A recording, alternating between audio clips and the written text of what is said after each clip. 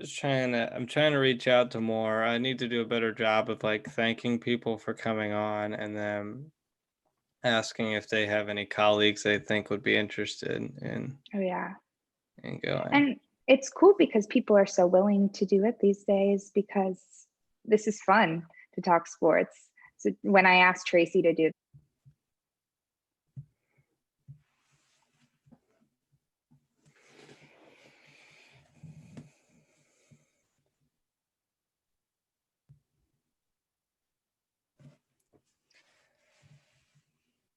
Hello and welcome to the latest edition of the Unpaid Interns. It is Wednesday, June 24th. Austin Render joined by Tamar Scher. Tamar, how are you doing? I'm doing really well, Austin. Obviously, I'm back in St. Yes. Louis. I got my normal studio, so I'm feeling really good. How are you doing today? Yeah, doing great. I know you're excited. I'm excited. We have a great loadout of guests, not only today, but in the coming days. But today, especially, joining us from CBS Sports will be Tracy Wolfson in about 10 minutes. And then at 11:30, he covers LSU athletics for The Athletic, Brody Miller, former IU alum. So we will talk to those two today about all different kinds of things in sports. We're really excited to have them on the show. But we do want to start off the show reflecting on a loss in the Indiana University community this week. Former Indiana soccer star Ken Snow passed away at the age of 50 due to complications from COVID-19. He was a two-time National Player of the Year, and he ended up leading the Hoosiers to back-to-back College Cup appearances in 1988 and 1989, captured their third national title in 88. He was the first four-time All-American in school history in 1990 and was part of the 1980s All-Decade team and its All-Century team on Soccer America. He also claimed the Hermann Trophy in 1988, which is the Heisman Trophy of soccer, basically. He appeared twice on the U.S. men's national team and was drafted in the 16th round of the inaugural Major League Soccer draft. So that's kind of the career that Mr. Snow had at Indiana. He died at the age of 50 just 3 days before his 51st birthday. So Indiana lost a soccer legend this week. Really unfortunate. Our thoughts and prayers out to the Snow family as they mourn this loss. But Tamar, he was a fantastic soccer player. Fantastic is even an understatement. Jerry Yeagley was quoted saying in many articles that he was the most highly decorated player to ever wear the Indiana University uniform, which is a big thing from such a star like Jerry Yeagley to say. He was one of the finest attacking players that IU men's soccer, which is such a historic program, has ever seen. And what you mentioned, you read it, the accomplishments are endless for Ken Snow. So it's a very tragic loss for Indiana. And also, he was from Illinois, which is very close to my hometown of St. Louis. And it kind of goes hand in hand, Illinois and St. Louis. You got Jack Mayer and the Mayer brothers on Indiana now, and they're from that Illinois side, but still consider themselves semi St. Louisans. So the St. Louis crowd is really mourning the loss of Ken Snow as well. Great man, wonderful soccer player, and he will be truly missed by many communities. So that is Ken Snow, passed away earlier this week at the age of 50. Thoughts and prayers to the Snow family. Let's move on to a little bit more positive news in the sports world. Tomorrow, I think this is one of the most positive weeks that we've had because, well, first off, baseball is officially back. There will be a 60-game season starting in late July. They will report to training camp the 1st of July. So in a week's time, they will be ready to begin warming themselves back up to baseball. 60-game season. At least we've got something. I think that's enough for people to be excited. But after a lot of deliberations and arguments and poor negotiations, we finally have baseball, and that's something to at least be happy about. Oh, yeah. Baseball is back. I think our all of our Twitters were kind of overflowing yesterday with, all right, I've been waiting to say this for the past couple of months. Finally, we have baseball. Jeff Passan was quoted saying that he's still hesitant to really be super excited about it because, of course, it's still the MLB, but at least we have something on the table. Yep. It's the 60-game season proposal, and hopefully that's going to go ahead as we're talking about these days. But the conversation, not to bring it to the negative light, but just to keep in mind, the conversation is still around COVID-19 and making sure that that is not forgotten about because there still is a pandemic. And that's kind of the biggest issue right now that they're focusing on, getting away from the money talk and saying we still need to think about COVID-19. We need to think about the players' health and safety. Are the players strong enough? Will we see the full potential from all of the players in the league because of this off season kind of stunt, in what we haven't seen is summer without baseball. Yeah. So what are your opinions? Give me some of your predictions of what's gonna go down in the next couple of days, weeks, months. Well, you're right. I think we have to be wary. I mean, yeah, they got an agreement. It looks like baseball is scheduled, but there's still a lot of work to do to figure out the logistics behind how to play in the middle of a global pandemic.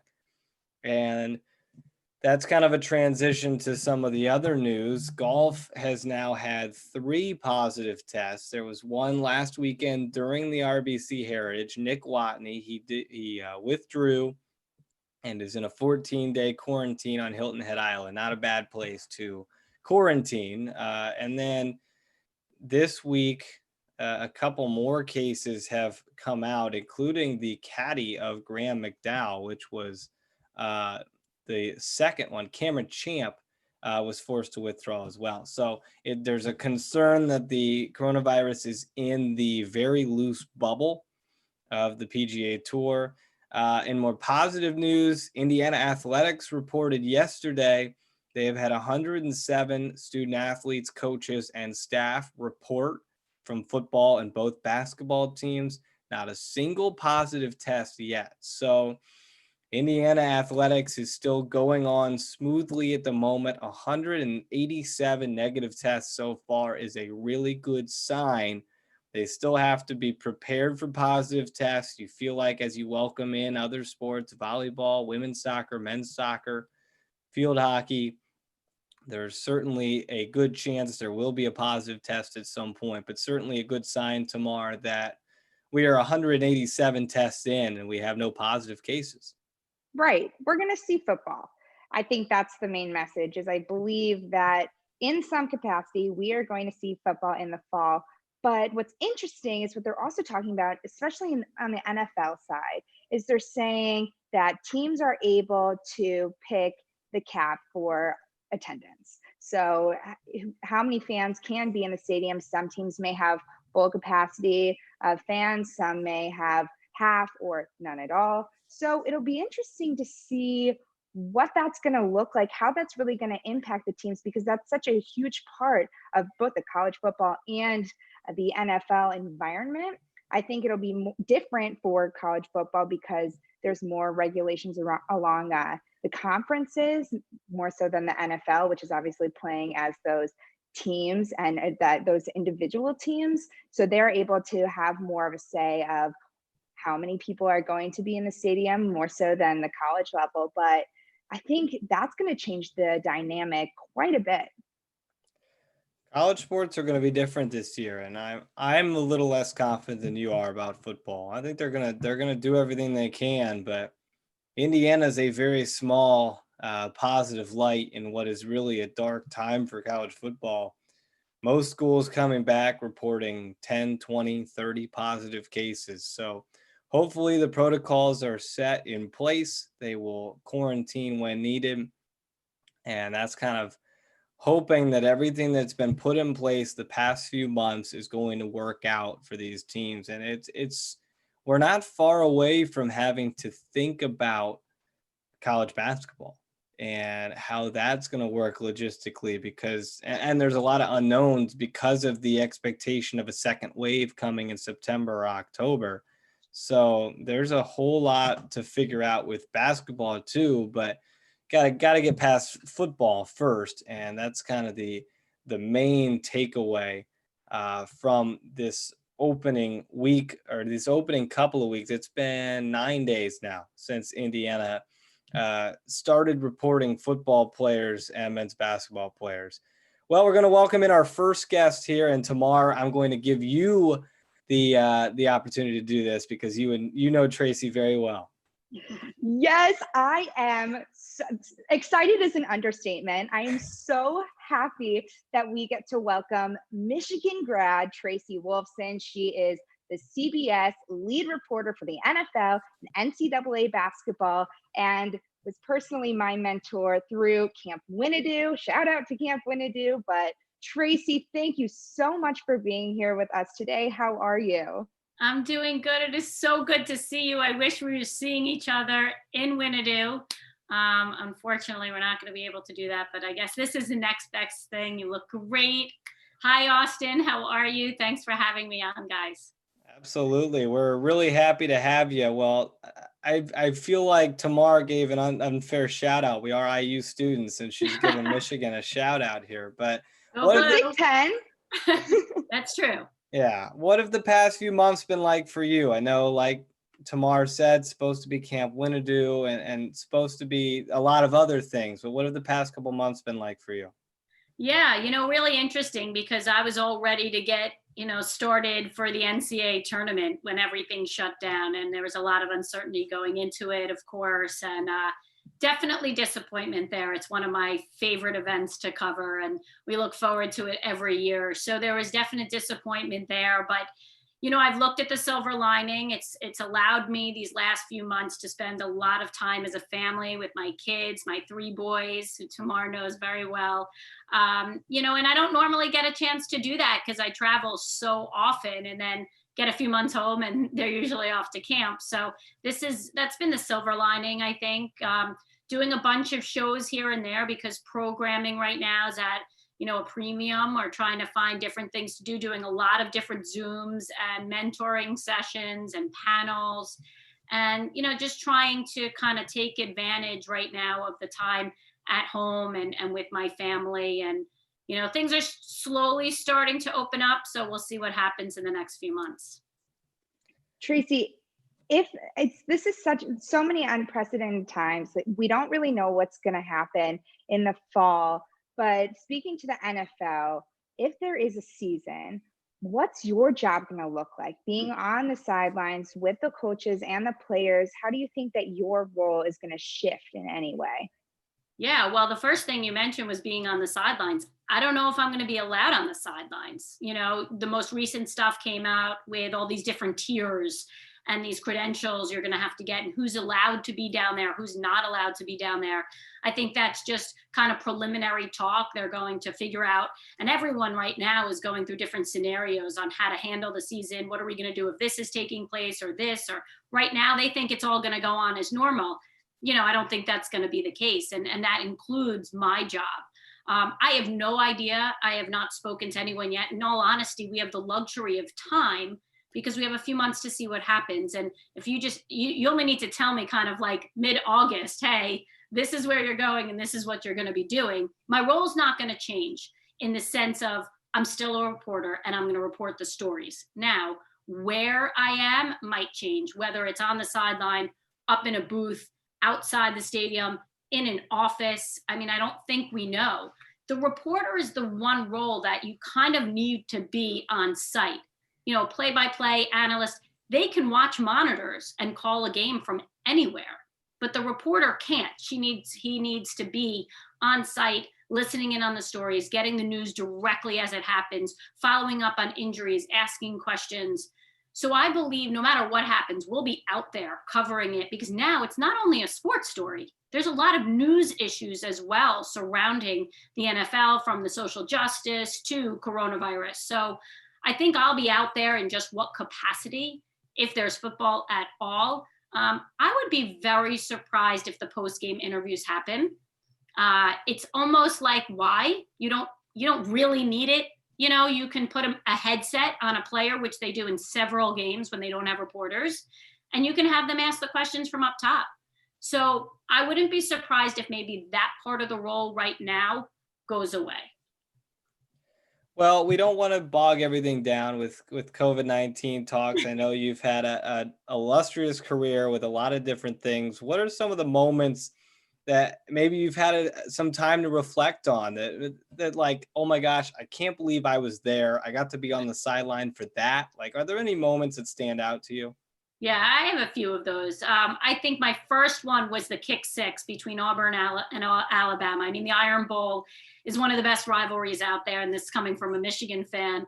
So I do appreciate the rivalry, the passion, the tradition that surrounds the Iron Bowl, and then throw in what happened in that game.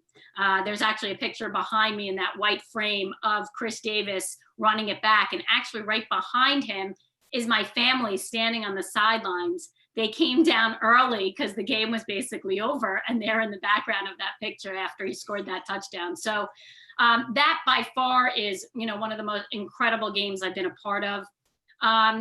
You know, you have Chris Jenkins with Villanova winning in the last second shot.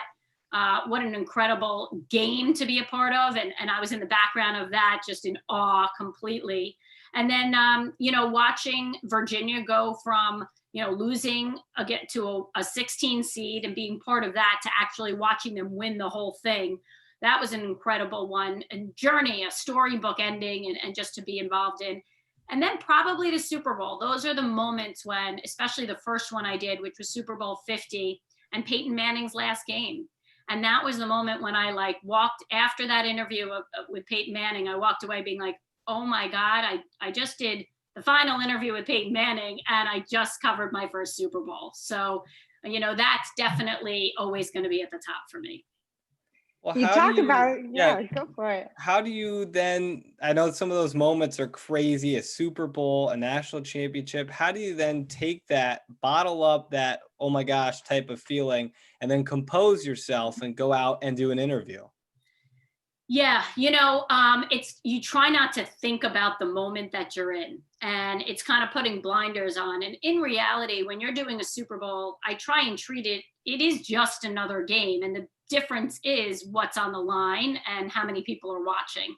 And if you kind of just go in it with, okay, as soon as that open is done, let's say, because that's the hardest part, is really doing kind of a scripted open. You know what you're going to say. It's your first hit. Everyone's seeing you, and you just want to get that right. And once you do, it's kind of like, it's like a sigh of relief. Like, let me just go do what I do. And that's what I do best. And it's reacting and watching and playing off of what's happening in the game. And then, you know, those post-game questions, you know, those are big moments. But one, you react to the game. And two, you kind of have one of those questions you need to ask. And in Peyton Manning's case, it certainly was whether that was going to be his last game. And even in Tom Brady's case, while everyone kind of knew that he was coming back, it still was not completely sure. So you had to hint to it in some way. So you have those questions going in.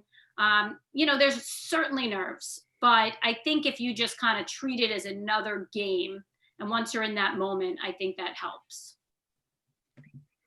And going to you being part of that reporting team, you've worked with so many incredible broadcasters, one of them being Jim Nantz. Can you speak to how it's been working with him and Tony Romo, and what's it like to work with those kind of people? Well, Jim Nantz is a consummate pro. I mean, he really is. He's an unbelievable guy. He is nice to everyone, always giving time to anyone that wants to speak. He's a huge mentor for so many people. He's kind of like a politician out there, you know, he is just, and he's so incredible at what he does. And he makes everything look so easy and effortless.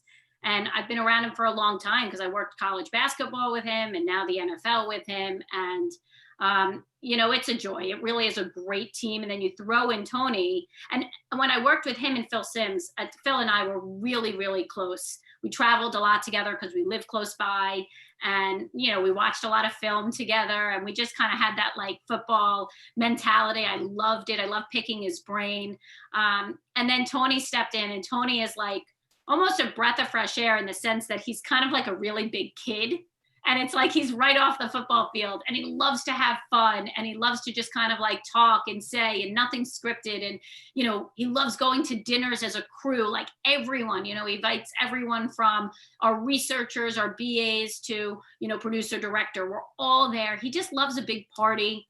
He sings before broadcasts. I hear it in my ear. Like, imagine Tony Romo singing Shallow at the top of his lungs before a game. It's hilarious, but he says it warms up his voice. Doesn't realize that actually it probably hurts his voice, but it's hilarious. You don't know what playlist he's going to be playing right before a game. So he's fun. And I'm so, excited that he was signed a contract to come back, because I think it makes our broadcast team really unique. And what you strive for, and I think we can get there now that there's some continuity, is kind of a 3-man rotation and woman rotation where you're all kind of helping in different ways and it becomes so easy. And I think with that continuity, that's where you strive to, and that's where we're going to get to. You're really at the top of your game, Tracy. I look up to you. Austin looks up to you. There are so many people that are looking to you and saying, this is who I am aspiring to be. So how did you get to this position where you are and kind of the head and lead of your department? It's very flattering, by the way. Thank you. And I think that's kind of what I strive to be, someone that, younger, men and women who want to get into this business look up to, and maybe even just, those that just love sports look up to.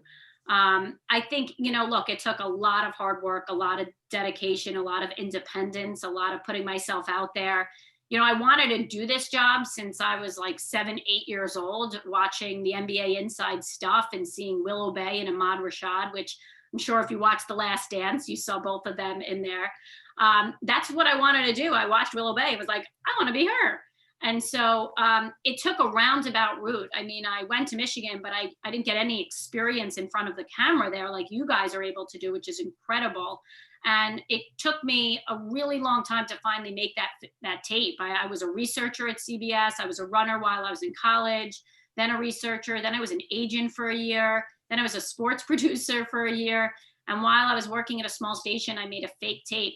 Nothing ever aired. And I just sent it across the country and got my first job. And, I think it's persistence. It's knowing what you want. It's going after your goals and your dreams. And then just trying to stay. I think, you can get that job, but, longevity, keeping that job and being around for a long time is something I pride myself on. And I really, I think one of the big keys to that is just being a good teammate. It sounds so simple, being really easy to work with, being just a nice person and being a good teammate. And then you'll have as long as you know what you're doing a good job, you'll have longevity in this business. Well, I want to give you a chance here to talk about your camp and what you would normally be doing right now. And I know Tamar's been there. A lot of people have been impacted by your camp. Kind of talk to those who may have never gone, never seen what it is, kind of what you do and what your goal is to get out of it for the people there. Well, first off, credit Jared and Jill Shapiro, who run the camp. They are friends of mine. And when I was looking for a summer camp for my first son, I didn't have to look any further than Camp Winnetou. It was an all-boys sports camp in the Berkshires for 7 weeks. It sounds like a lot, I know, to people that don't send their kids normally, away for 7 weeks. But I did go to sleepaway camp as a kid. So I wanted them to have that experience. And Jared said, hey, we have a little broadcast program here. Why don't you come and mentor and help out and assist when you can? And, the idea of being able to be up at camp and see my kids, but also help out the camp and help other children was ideal for me, especially in the summer when I don't work that much. So it was a great balance. And then I got the chance to mentor and work with several aspiring broadcasters like Tamar. And we had I loved it every minute of being up there.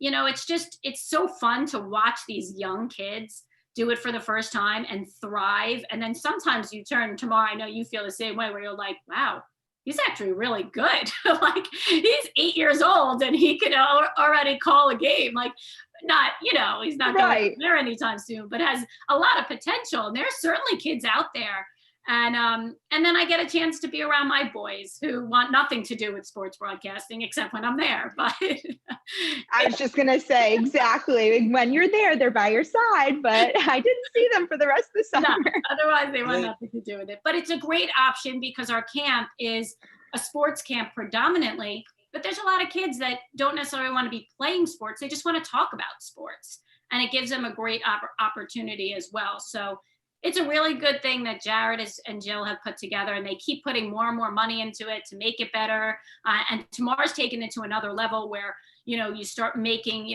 different little broadcasts we can send to the parents. I mean, the parents, that's what they want to do. They want to see their kids while they're at camp because they don't really get a chance, to see them in person except for on visiting days. So I think it's a tremendous thing that they brought, and it's growing every single year.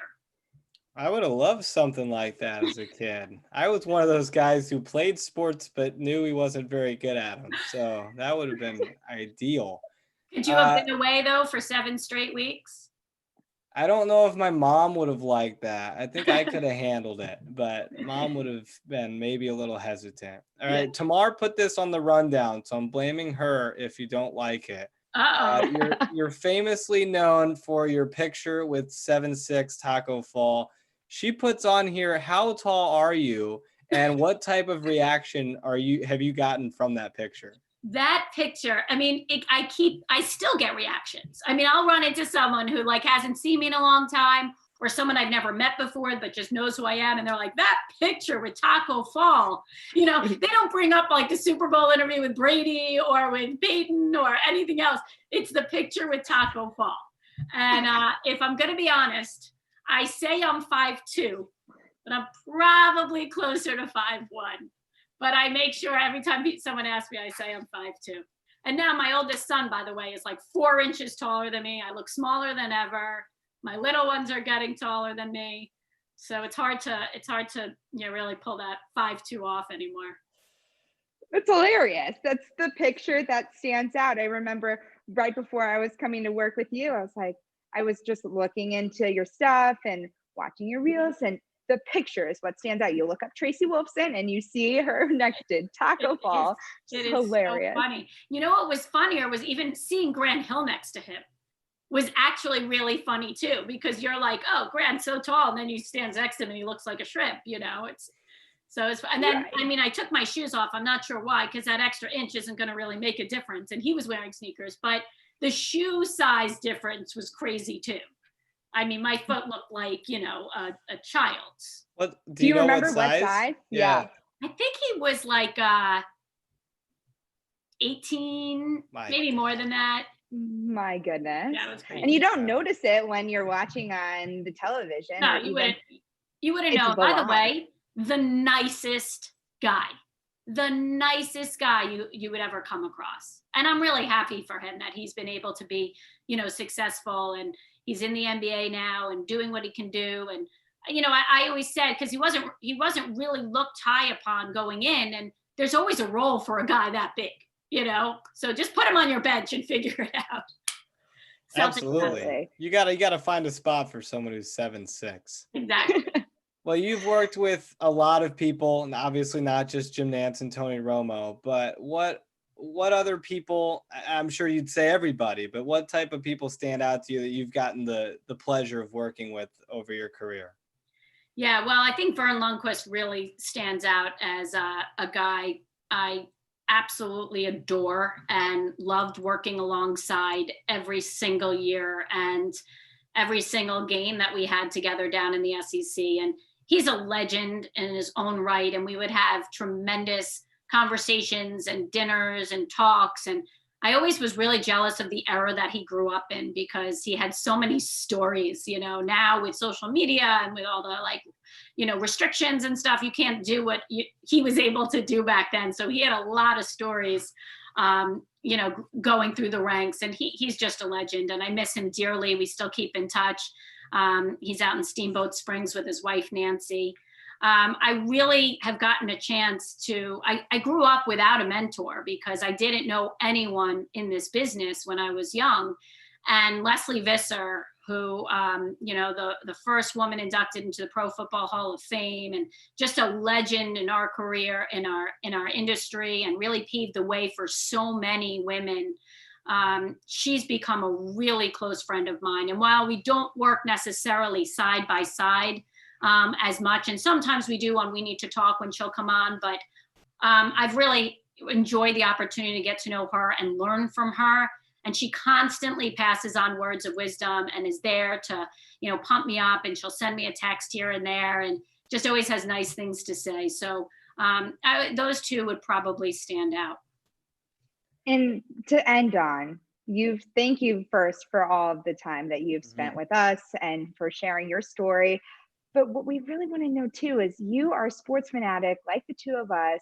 Is there a moment in sports that has really stands out to you and you're like, this is the reason why I'm in this industry?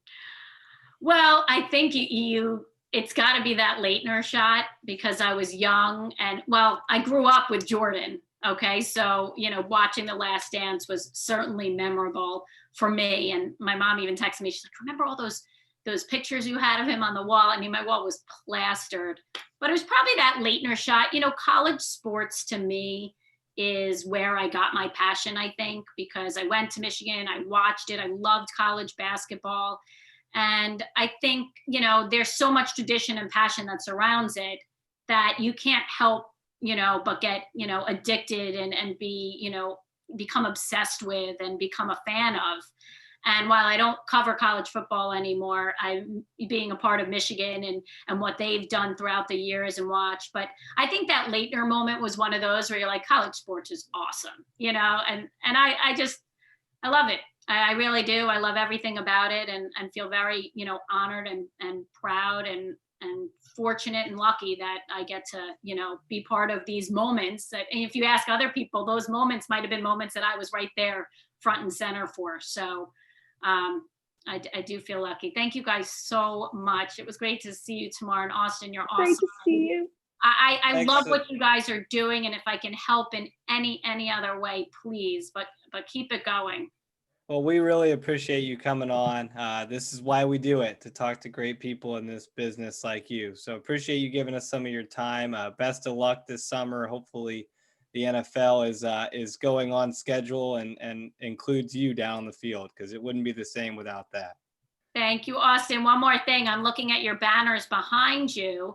Oh, see, I mean, It's bad placement. I know. I hung those when I was. You cover Michigan and Indiana, but you leave Ohio State? I mean, come on. Those were hung at like 10 years ago. So you just turn the computer. Yeah. There we go. There we go. There it is. If you turn it a little more, Ohio State can get out of the picture. Yes. There we go, Austin. That's what we were talking about before this. I've gotten a lot of crap about that. Will he said you're an IU fan, but your head's covering the IU flag. So I might have to. Maybe July will be a whole new setup for me. We're gonna move the flags around and everything. I like it. Thank you guys so much. Thanks, Tracy. Thanks, Tracy. That was Tracy Wolfson, lead reporter for CBS Sports. Really thank her for coming on. That was absolutely awesome, Tamar. But we're ready to move to our next guest. He covers LSU athletics for The Athletic, Brody Miller. Brody, how are you? I'm doing well. How are you guys doing? Oh, doing great. I'm sorry that you have to follow up Tracy Wolfson. I'm mainly just embarrassed because she had her setup is much nicer than mine. I just moved into a new house, so I have not. My setup is not as cool as hers. Well, we're really happy to have you. I know covering LSU has been quite the busy time the past year or so in sports. But without sports, what have you been doing without? I mean, LSU baseball is supposed to have a great season. That gets axed. No spring football. What's kind of been the past few months been like for you? Well, from a non-work point of view, it's been, like I said, I just moved into a new house, so it's been a lot of house projects. But no, I mean, I think from, a work point of view, it's been a lot of, I hate to say it's been kind of cool in a way, but the one benefit of all this has been, it's been a free time to just have a lot of freedom and get creative with stories. So I've had more time than ever, and my employer, The Athletic, has let me try a lot of weird stuff. So it's been kind of a fun time to just actually like write what I want to write, take a few weeks on a story I normally would never have time for. So, it's a bit of a trade-off in that way. But yeah, other than that, a lot of house projects, a lot of cocktails being made, and little things like that. Yeah. Nothing wrong. Nothing wrong No. with that. Well, where's the creativity going? What have you kind of been trying out here in the past couple months? Because this is a weird time for sports writers who don't get the face-to-face interviews. So what have you had time to do? Maybe what's your most creative story? Yeah, I mean, I think a lot of it's just been able to do non-LSU stuff. So for example, there was one last week where basically, we the whole company did a series on media members and different just media features. So I did a profile of Chris Long, the former Eagles and Patriots and Rams player, and just kind of about him going into the media world, getting into podcasting, and kind of like basically just a profile of him finally finding happiness. Or another fun one was, I was working on one story and then I heard something about just the life of a backup quarterback. So I spent like a few weeks doing basically a feature on the life of a college backup quarterback, like Matt Castle or, guys like that, and Max Brown. It was actually a super fun story, just learning like they kind of have the best life because it's, you have none of the pressure. You're a cool guy at a USC or like a, Penn State or these massive schools, and you don't get hit and you're still cool. So yeah, some fun stories like that. What's it like working for LSU, such a predominant college football team, and are they over the national championship yet? No, I don't think this area will ever be over the national championship. I think they're still kind of celebrating down here. But no, I mean, to answer your question, I mean, it's a crazy beat to cover just because I always like to say LSU is the best beat in the country because for a college football point of view, just because it lives in this perfect middle ground of obviously they should be good. They're one of the top powers. They always have a chance to be really good. And so they have it, years like this year. But they're also a team that has 8-4 seasons, 7-5 seasons, and it has that back and forth. So, 10-2 is probably the most likely scenario on a given season. But if there's 8-4, that's drama because they're going to fire the coach. And if they're 12, or they might go 12-0 and win a championship. So it's the best kind of beat because you get a bit of everything, and it's Louisiana. So you have absurd personalities and just crazy different storylines. So I mean, I honestly don't think I'd ever want to cover another college football team. It's been perfect that way. Was there a moment last season where you realized this could be the 12-0? This could be a championship team. Is there a moment that stands out to you where everything started to click? I think the Texas game is the obvious one that jumps out purely from the perspective of, it's LSU. You always know they have a good defense, but for decades it's been, well, yeah, but will their offense ever catch up to the 21st century? I mean, the joke was like, will it come out of the Stone Age? So the second you saw that Texas game on a big stage on the road and watch like Joe Burrow look like the best quarterback in football and actually watch, like, it's hard to explain if you're not here on a day-to-day basis, but it really is like the fact that they were going 5 wide and actually like passing more than they ran. It was mind-boggling for people around here. Like it really was. So the second you saw that just kind of get unlocked, for lack of a better term, it was like, oh shoot, they actually might have done this. And then once they take down Auburn and Florida, it's like, I just, they have the defense. Now they have the offense. It's like, I just don't know who beats them at this point. Well, you mentioned the people down there, and we had someone on who covers Mississippi sports on Monday. How different is it? I mean, you were here at IU and probably didn't get a whole lot of football atmosphere, never really do at IU. But hey, there were a few hundred people at those games. What's the difference? I mean, that's quite the adjustment. How serious is football in Louisiana?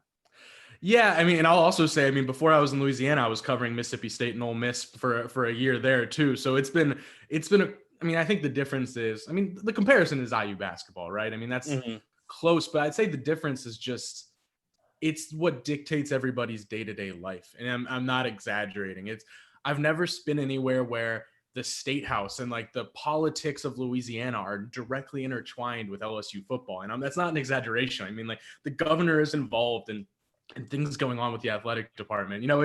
There's not many places where just life is that symbiotic, and it's actually just, it's a different world. And I think that's been the cool part. It's just, because I love college basketball too, but I'm probably a college football guy most of all. So it's just cool to be a place where every week matters. The tailgate in an LSU game is unlike, I mean, IU actually tailgates pretty well. I stand by that. But I mean, an LSU tailgate is unlike anything, especially from a food point of view. I mean, you just walk around and somebody's going to give you a free plate of jambalaya or, you know, some barbecue or something. So it's just a different world. It's religion down there, but it's not that different from basketball in Indiana. Is it You weird hit- is it weird to go to a school that just Stepping on each other's toes. Is it weird to go to a school that just kind of drops basketball, basically? Just like, yeah, I mean, we might be all right, but it just we're all football.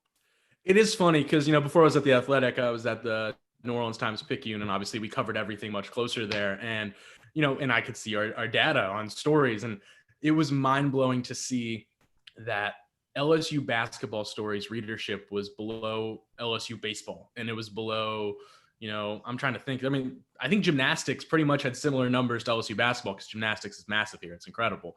But it was just kind of a little bit of a shift where like I'd be kind of getting into like basketball stuff and like, all right, let's go. This is cool. And like, they'd be like, you know, a tournament team. And it'd be like, yeah, but it's not a big deal. Now, I will say the past year and a half with Will Wade and recruit 5 stars and all that, it has changed. Now it's, especially because here's what I will also say about Louisiana. I don't know if there's any other us against the world state more than Louisiana. I'm trying to think. Mississippi's up there, actually. So when the Will Wade stuff happened, it was like LSU just got around it. I mean, and it was just like everyone who's against us is a hater. And it was a bizarre thing to watch, but it was like, so it actually weirdly became a basketball school for a little while just because of that, like us against the world thing. Putting into perspective what we're going through today, LSU has already put over 30 football players in quarantine due to the coronavirus pandemic. I hate to bring it up, but I think we have to. Yeah. How does LSU and really college football in general move forward so that we can potentially see a season in the fall? Yeah, that's the $1 million question, and one that, I mean, I won't pretend I have the answer to, but you know, it's a tricky thing because they are claiming that they have planned for this. You know, that's their mentality is like they knew this, they were going to have numbers.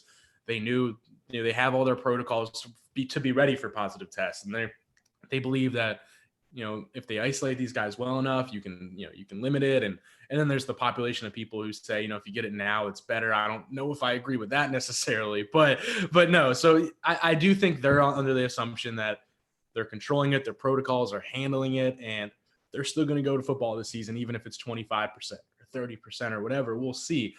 I mean, sure, I'll be the first to admit I'm a little skeptical right now. I'm a little scared when you see those numbers. I think a lot of us are, that it's like, if it's that bad, just how do you have football? How do you have people on a full campus? I don't know, because I mean, the thing with LSU is, I mean, a lot of this outbreak started with going to a party in the Tigerland college clubs, you know, and so LSU is doing all of its protocols, right? They're doing that. I think they really are. It's just, you can't control what the kids do when they walk out of there. So that's a long answer of saying LSU and them, I think they really are still optimistic they're going to play, and they do believe that their protocols are going to keep people relatively safe. And I'm just still in a let's wait and see mode. If they do play, where does LSU go? They lost Joe Burrow. They lost offensive coordinator. I mean, what is this team going to look a lot different than the national championship team? Yeah, I mean, it's definitely going to look different, but I think the big thing is you're still returning, you know, maybe the best receiving core in college football. I think there's a good chance with Jamar Chase, Terrace Marshall, some of those guys. You know, the big thing is the offense is still in place. I mean, yeah, they lost their hotshot coordinator Joe Brady, but still, like, they have the offense. It's there. So I think you have that. You have the pieces, and it's LSU. They recruit at a high level. So do I think they're going to go back to competing for a championship in 2020? Probably not. No, but I think if LSU goes 10-2 with an SEC West schedule where you're playing Texas, you know, and then games like that, if you can go 10-2, you're still probably they're like number 7 team in the country with that schedule. So, I mean, I think a reasonable expectations like 10-2, 9-3, but I think the big thing is they're recruiting at a high level. They seem to actually just know what they're doing more than the Les Miles era did toward the end, and that's just the truth. So I think the pieces are in place to keep this rolling and keep them at least toward the top for a while. I mean, am I saying they're going to be in the group with Clemson and Alabama competing every year? No, probably not, but they're probably in that next tier, right, of the Georgias, the Oklahomas, where, you know, they should be at least in the mix every year. And I think that's a huge victory, especially when you are in the same division as Alabama. Do you have any Ed Orgeron stories that maybe aren't as public, or maybe just stick in Louisiana type of stories? I mean, it's a good question. Maybe I should have prepped better and had a good one. I I mean, feel like people probably ask you that a lot.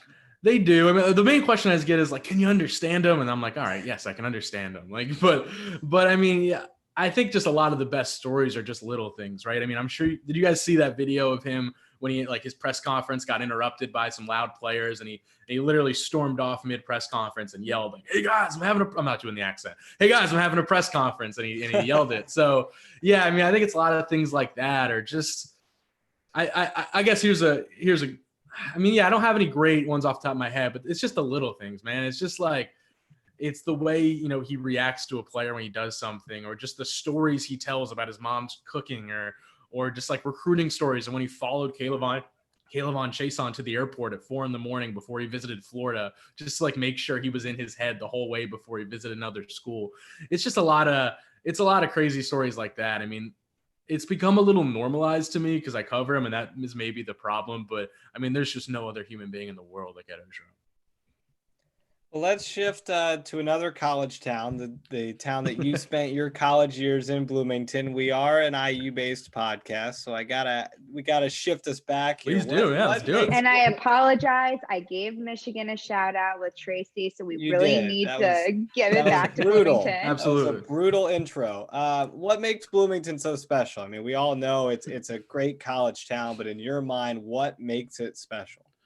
I mean, I think it's just I was really big on when I was looking for colleges is I wanted like a true college town. Like I wanted it to be, I didn't want it to be in a big city. I didn't want anything like that. I wanted to be a pure college town where the whole town is based around that school and those sports. And Bloomington's perfect because it has that small town feel. It has the limestone and just the like, feels like, everybody in the town kind of thing, but it also has a lot going on. I mean, like there's a good, scene to go have fun, of course, if you want to go on Kirkwood or whatever, or, it's that mix of big and small that I think is what I love about Bloomington. And the food scene's good. The bar scene's gotten pretty good. I miss the Root Cellar more than I'm proud to admit. That is, I don't even know if you guys go there, but that is my favorite place in Bloomington. So yeah, I think, I love everything about Bloomington. Unfortunately, we are yeah. recent 21 turners, so the pandemic has changed what we could do right now. That breaks my heart. I didn't even think about like the repercussions of this disease is things like that. The Root Cellar we're fine. I think we'll be all right. The Root Cellar is my favorite place. I mean, because it's obviously you guys haven't been, but I mean, it's literally, I actually live directly next to it. I live under Uptown, like the restaurant. So I was in the back apartment on the bottom floor. So I would my Wi-Fi connected to inside Root Cellar. So that was a big win for me. But yeah, so Root Cellar is my favorite place. I would argue it's the best cocktails in Bloomington. And it's just the coolest place to go for like a weird night where you're like singing 70s karaoke with the weirdest collection of people you'll ever find. That's my Bloomington vibe for sure. That's the typical Bloomington vibe. If you go to Bluebird, you have that same vibe of, you never know who's going to come in, who's going to sing. I think John Mellencamp came to campus, of course, and performed at Bluebird. That's what my mom always says, who's your alumni. But you totally touched on it. You read our minds. If you could go for breakfast, lunch, and dinner. Brody. Yeah, putting you on the spot. Yeah. Breakfast, lunch, and dinner. Where would you go in Bloomington? So like I'm picking all three meals? You're picking all three. So breakfast, you're getting covered by unpaid interns. Yeah. I mean, I live my taste is pretty cheap overall. I mean, I think I'm going to Cloverleaf for breakfast, and there's no doubt about it. I don't know if you've been there, but it's like the ultimate towny breakfast spot. And me, Zach Osterman, and Mike Miller used to get in these massive arguments about, and Alex McCarthy, of which is the best breakfast spot, because Alex McCarthy's a huge Runcible guy. And I like it. I don't love it. And then Mike Miller's the biggest cozy table guy, which is another great spot. It's another towny spot. But Cloverleaf is me and Zach Osterman's spot. And it's just the perfect, just like, it's almost like the inside looks like a cafeteria. Like it's just a perfect towny place, which is the best home cooking. So that's my breakfast. And you're only spending like $7. Lunch, I'm going to Buffalo's. I love Buffalo's more than I love most things on earth. I actually think I still have some Buffalo's cups in the kitchen right now. That's been the most popular answer, is Buffalo's for anything. It's boring, but I just think it's the perfect wing. I mean, I've lived in, I think, 8 states now in my life, and I just don't think I've had a wing I love more than Buffalo's, or at least it's more reliable. Or maybe the environment. I do love the environment. The best wing. What's your guys' go-to spot there? I like going up on the stairs and watching from the top. Zach did not mention Cloverleaf when he was on. He said Runcible Spoon What? and Uptown. That's him trying to seem classy and he's failing at it. Because that's just a bad pick. But and then dinner, I love Farm. Farm is my favorite. Like if I'm gonna have and it's a good middle ground of it's nice, it's upscale, but it's not like break the bank or anything like that. I love Farm. I'm actually now mouth watering at the garlic fries right now. So that's my perfect day. Yeah. Those are good choices. You can't I'm proud go of that wrong. actually. Yeah. Cannot go wrong with any of those. Do you get back to Bloomington every once in a while? Yeah, I try to make it back around once a year, pretty much. So actually, in February, I made a trip up there. Took my girlfriend, who's a New Orleanian, to down there for the first time, and yeah, so that was we actually filled a big glass of cocktails and just walked around campus all day and just basically took in the perfect campus that is IU. On a That's February awesome. day, that's a chilly one to walk. It was around. cold, and she's from Louisiana, so she hated every second of it. But you yeah, I gotta mean, I do had it. fun. That's Well, what the alcohol's for. I went down to LSU with the baseball team. Didn't get to see all the campus, but it was You didn't hit me fun. up? Come on, man. No, I'm sorry. I didn't. I was very nervous. That was my first trip with a team. So I was Fair. like, what's the itinerary? I'm sticking to the itinerary. I will follow you everywhere. But it was really cool. That stadium is unreal. I actually, because now with my new job, I'm pretty much football only, but I miss it because covering baseball at LSU is maybe one of the most fun things you'll ever do because baseball is life there. I mean, it is, I would argue. Insane. It really is. Tailgating for baseball. Oh, 100%. Those are arguably more fun tailgates. Yeah, I mean, it is one of the coolest things. And I mean, talk radio in Baton Rouge talks more about the baseball team and like Paul Maneri's decisions out of the bullpen than they do about anything with the basketball team or anything. It was a fun weekend. I felt like I walked into a minor league ballpark when I walked in Thursday night. Like I thought Bart Kaufman was a nice place, and it is. Bart Kaufman's very nice. Yeah. It is a very nice place. And then you walk into the box and you're like, holy cow, am I in a minor league stadium? Jeez. Yeah, I know. I wish you could see in like a SEC series where that crowd is packed. It was good. The doubleheader, the first game was a pretty good crowd. It did not help that Mardi Gras was happening, though. Yes. Oh, that's why you didn't see me. I was not in Baton Rouge that whole week. Yeah. And it's so cool, the Tiger Stadium in the background, especially at night when that thing is glowing over the top of center field. Did you go see Mike the Tiger? We did go see Mike the Tiger. Okay, yes. good. Go see and I got to go into the guys showered after their Sunday workout in the football stadium. So we got to go.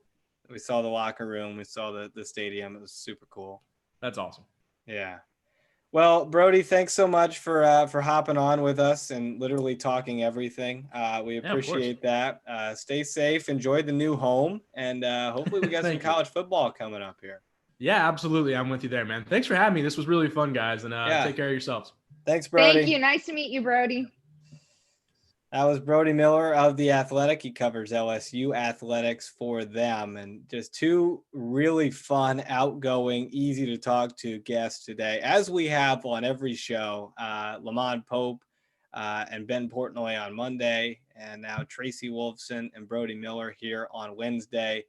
I regret not hitting up Brody Miller when I went to LSU now that I've met him and he seems like a great guy. Maybe if I go to LSU again, I'll hit up Brody.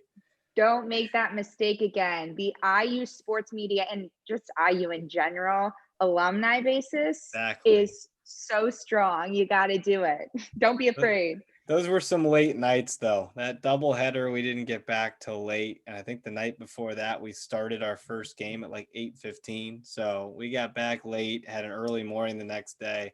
Wouldn't have been ideal circumstances, but thanks so much to Brody and to Tracy Wolfson for coming on. Your Camp Winnedu, getting a little bit of a shout out. You want to give us your testimonial for Camp Winnedu? Oh man, Austin, I fell in love with Camp Winnedu last summer. It was such an incredible place. It's obviously, like Tracy said, an all boys sports camp, but they welcomed me in with open arms as their head sports broadcasting counselor. And I'm not kidding. It was the cutest experience I've ever had because you're with these little like 8-year-olds, 9, 10 that just love broadcasting. So they're standing with their recorders and actually doing full play-by-play for MLB day at Winnidoo or NBA day or college football day. So it was such a cool experience. It was even more incredible because Tracy got to be with me and we were able to work together, which was just a unbelievable experience. But Camp Winnidoo, I love you so much. And I'm just so grateful that I had that opportunity to I'm be with so them last summer. jealous. Things have come Gosh. so far since we were even like that age, which is only 13 years ago. But like, I would have killed. My mom always shows me this. I have one of those things you fill out on the first day of school in kindergarten, like favorite food, favorite Oh color. yeah. What do you want to be when you grow up? And in kindergarten, I wrote sports broadcaster. And so I would have died for one of these camps where I could have gone, but See, and that was what is incredible. It's I like started as a at this PA age, announcer for middle school football. I just got to say touchdown, and that was a great start. how cute. I'm sure they were obsessed. Your parents were probably gushing over how awesome that was. And you're right. And even the experiences that what Tracy was saying, how incredible it is that we are in a position to be able to do what we do Hmm. virtually. And yeah, internships aren't really a thing this summer for sports because sports aren't really happening. But look what we get to do. We get to do this podcast. We get to bring on some incredible people and hone in our skills and really get to do what we love and strive for that end goal of just getting to be in a sports environment all the time. Exactly. That was a great episode. Tamar, thanks for bringing in Tracy. Really appreciate her giving us 20 minutes of her time. Thanks to Brody Miller as well. Thanks to all the guests that we've had on. And if you've missed any of our great guests, we even had Willa Sheehy on last Friday, which I know I keep promoting this one, but he is a great storyteller, a great basketball mind. That one, along with all of our previous 15 episodes, are up on our YouTube page, and they are also up on anywhere that you can get your hands on a podcast. If you've missed any of our episodes, we have had so many great guests and so many more. We're still in June. We've got a ton more of the summer to go. So if you are interested, let us know. If you find our podcast and you want to come on and have a great time like Brody and Tracy did today, let us know. We'd be happy to get you on. But thanks again to Brody and Tracy. And again, catch us anywhere on the IU Sports Media YouTube page. Tamar, thanks again for coming on and co-hosting. Stay safe, stay healthy, enjoy St. Louis, and let's talk soon. Thanks so much, Austin. Great day. It's going to be an even more beautiful day because we got to do this together today, but really appreciate all the hard work that you've done as well. Well, thanks to Tracy and Brody and Tamar. I'm Austin Render saying so long from today's episode of Unpaid Intern.